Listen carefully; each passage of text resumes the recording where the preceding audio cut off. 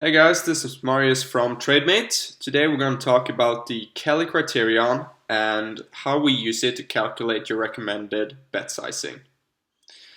So the formula for Kelly is equal to the probability of the outcome of the game you're betting on times the odds that you're getting -1 divided by the odds that you're getting -1.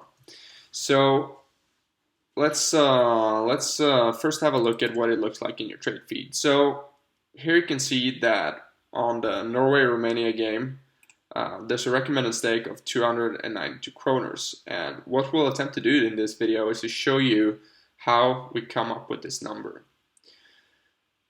So let's assume that we got the classical scenario of a coin toss, right? Now the probability of either outcome is 50%.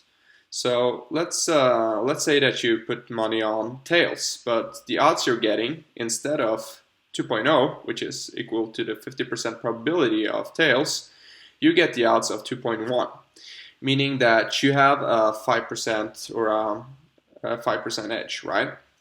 So how can you then use the Kelly to figure out how much money, depending on your bankroll, that you should place on this coin toss? So what we have is the probability of the outcome, 50%, the odds you're getting, 2.1, and then the Kelly percentage using the formula. So basically what the Kelly criterion is saying is that you should put 4.55% of your bankroll on this coin toss. So let's assume you have a bankroll of $1,000. Then your recommended stake would be $45. Now, the thing to note about the Kelly criterion is that it is a formula for maximizing your profit growth. This also means that it is a very high risk or high variance play to follow the Kelly completely. So that is why we have given you the option to choose between following the Kelly criterion 100%, 50%, or 30%. So depending on your tolerance for risk, you can decide how much you're willing to follow Kelly. So currently I'm using 30% myself, as that means that I get a more slower growth, but also less variance. So Martin wrote a great article back in the days of EdgeBet about how this all plays out, because one of the things when it comes to trading is that you're likely to have multiple bets at the same time. So next we'll have a look at how this influences different things. So let's assume that you have 20 open bets on coin flips. All the time you get a 2.1 in odds and a 5% edge. So you should win 50% of the time, right? So that's just steady. Now let's assume that you have 20 open bets. It's going to randomly pick 10 winners and 10 losers. So basically you're running bang on EV, right? But also it's worth to note that the order of occurrence, whether or not you win a coin toss or lose a coin toss, doesn't really matter when you're using the Kelly. So for instance, in the example of you only using 2 coin tosses, then you're going to end up with the same amount whether you win the first toss or you lose the second, or whether you lose the first and win the second. Okay, so back to the example that we were talking about. So what you can see here on the x-axis, the distribution of all the different possible combinations of picking 10 winners, 10 losers over 20 open bets. So that's about 184,000 different combinations. Now, what we can see here is that if we follow the 100% Kelly, we could potentially end up at 17% growth compared to our starting bankroll. But at the same time, we could potentially lose 12%. Both of those outcomes are very much unlikely, but on average, you could expect to have an EV of 3% if you follow the Kelly criterion full on. But to do so, you are risking 60% of your bankroll. Now, compare that to using the 50% of the Kelly. As you can see, the variance is much smaller, but also your average decreases a bit from the 100% example. So for the 50% Kelly option, you're risking about 37% of your bankroll to, in the best case, win about 6%, and in the worst case, you're down about 2.6%. Now, the probability of you making a profit is also much higher using a lower risk Kelly. Alright, so if we're following 30% of the Kelly criterion, what we can see here is that our variance is so much smaller, but at the same time we can expect to earn less money.